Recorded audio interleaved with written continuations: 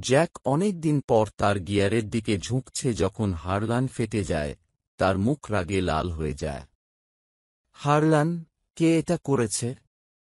আমার বাঁধের সাথে কার পিত্ততা ছিল? অন্য খামারের হাত জ্যাকের দিকে নার্ভাসভাবে তাকায়। জ্যাক দাঁড়িয়ে আছে, শান্ত কিন্তু দৃঢ়। জ্যাক, এটা আমি হব, মিস্টার হারলান।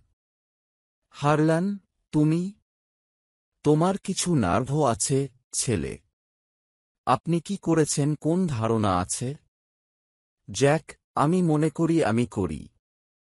আমি জলকে যেখানে প্রয়োজন সেখানে প্রবাহিত করতে দিই, নিচের দিকে, পশুপালকদের কাছে। হারলান, দরকার। সেই জল আমার। আমার জমি, আমার খাঁড়ি, আমার বাঁধ। তোমার কোনো অধিকার ছিল না। জ্যাক, হয়তো। কিন্তু এটা ঠিক মনে হয়নি। ভালো লোকেদের সংগ্রাম দেখার সময় আপনি তাদের বেঁচে থাকার জন্য যা প্রয়োজন তা মজুত করে রেখেছিলেন।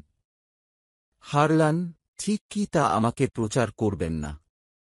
আপনি শুধু একটি ভাড়া করা হাত। তুমি যা বলেছ তাই করো।